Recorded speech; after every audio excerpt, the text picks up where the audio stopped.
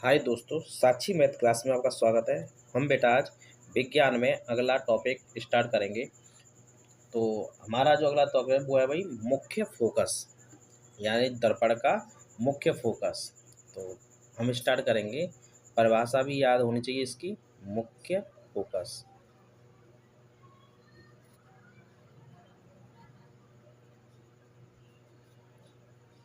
ठीक है, तो मुख्य फोकस, तो पहले इसमें हम परिभाषा लिखेंगे, उसके बाद समझेंगे चित्र से। ठीक है, तो इस परिभाषा क्या होती है बेटा? अ, दर्पण की दर्पण की मुख्य अक्ष के समांतर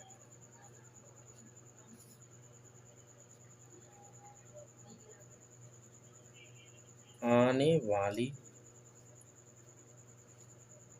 प्रकाश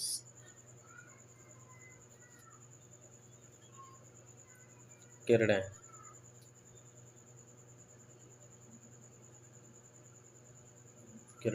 परावर्तन के बाद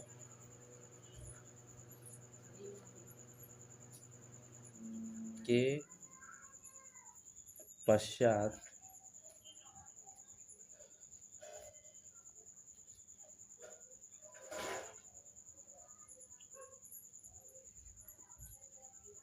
मुख्य अक्ष के जिस बिंदु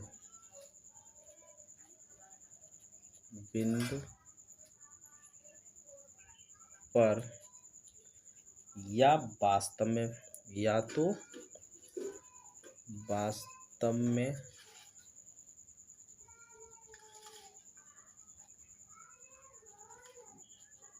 मिलती है या मिलती प्रतीत होती है,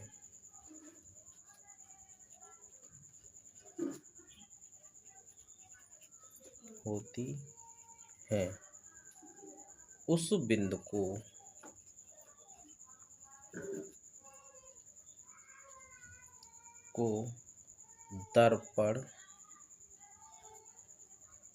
दर्पण का मुख्य फोकस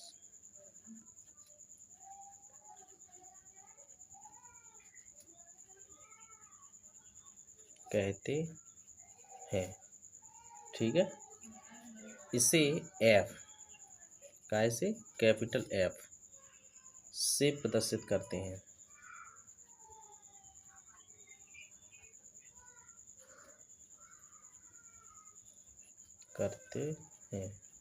ठीक है, यानी दर्पण की मुख्य अक्ष के समांतर आने वाली प्रकाश किरणें परावर्तन के पश्चात मुख्य अक्ष के जिस बिंदु पर या तो वास्तव में मिलती हैं या मिलती हुई प्रतीत होती हैं, उस बिंदु को दर्पण का मुख्य फोकस कहते हैं। इसे एफ से प्रदर्शित करते हैं।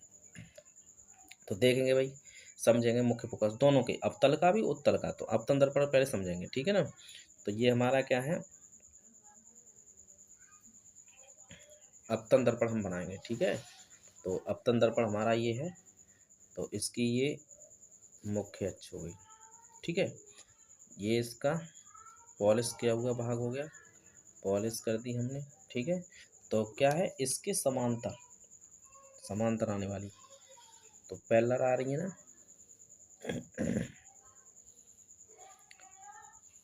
तो पैरेलल आने वाली किरणें कहाँ से होकर जाती हैं भाई, इसके जिस बिंदु से, ये तो इधर करेंगी परावर्तन, ये इधर, ये इधर, ये इधर। ठीक है,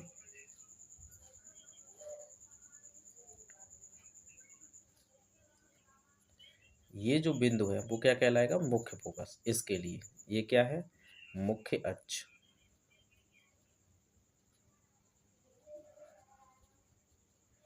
और ये क्या है हमारा,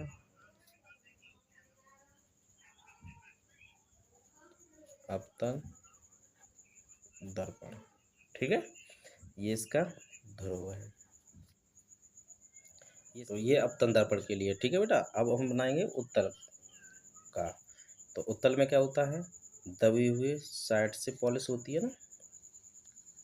तो बनाएंगे इसके लिए, तो ये हो जाएगा पॉलिश वाला भाग। ठीक है, ठीक है, ये इसकी मुख्य अक्ष हो जाएगी। ठीक है, सी।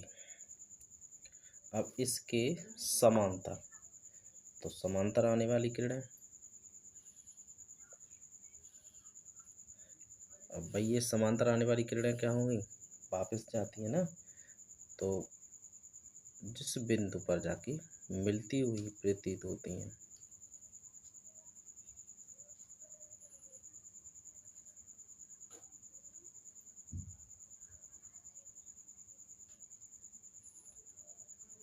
ठीक है, ये इस पर मिलती हुई प्रतीत होंगी,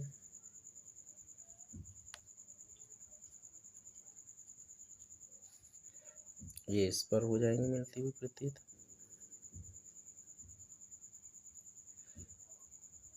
यानी परावर्तन के बाद तो ये जाती है पीछे ले जाने पर जहाँ मिलती हुई प्रतीत होंगी ये। ठीक है ना, ये है समांतर किरणें अक्ष के। तो इस जिस बिंदु पर मिलती हुई प्रतीत होगी वो हमारा क्या कहलाएगा, इसका मुख्य फोकस। ये किसमें होता है, उत्तल दर्पण। ठीक है, ये दोनों चित्र हैं इसमें। अब अगला है इसमें बेटा फोकस दूरी। ठीक है, तो उसे समझेंगे। तो फोकस दूरी क्या होती है, पहले परिभाषा समझेंगे उसकी। फोकस दूरी,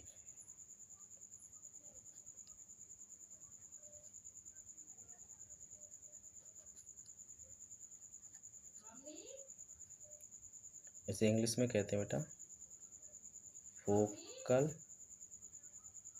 लेंथ। ठीक है, तो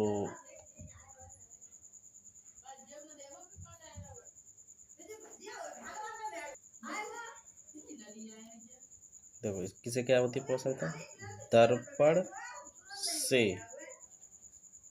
वो सॉरी दर्पण के ध्रुव यानी पी ध्रुव से मुख्य फोकस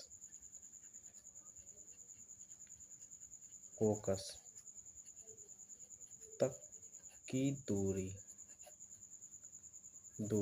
क्या कहलाती है, फोकस दूरी।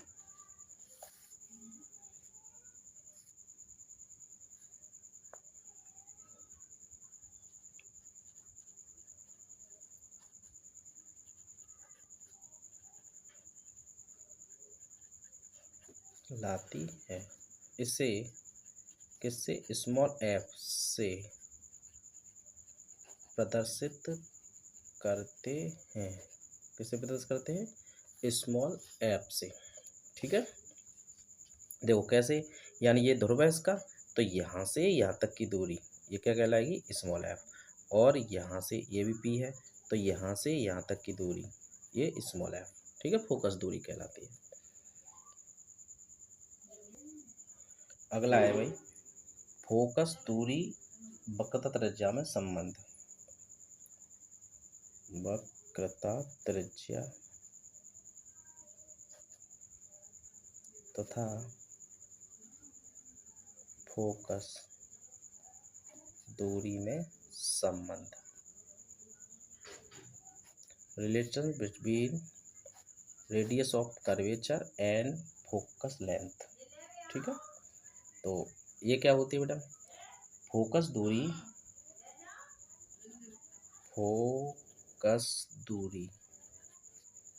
वक्रता त्रिज्या की आधी होती है। तो लिखेंगे इसे F बराबर R/2। ये सूत्र है, इसे आप याद कर लें, जब भी न्यूमेरिकल में आएगा तब इसकी जरूरत पड़ेगी। ठीक है ना, क्या होता है, F बराबर R/2। यही यहाँ तक है। अगर आपको हमारी वीडियो अच्छी लगी हो तो हमारे चैनल को सब्सक्राइब, वीडियो को लाइक और शेयर करें। मिलते हैं नेक्स्ट वीडियो में, तब तक के लिए धन्यवाद।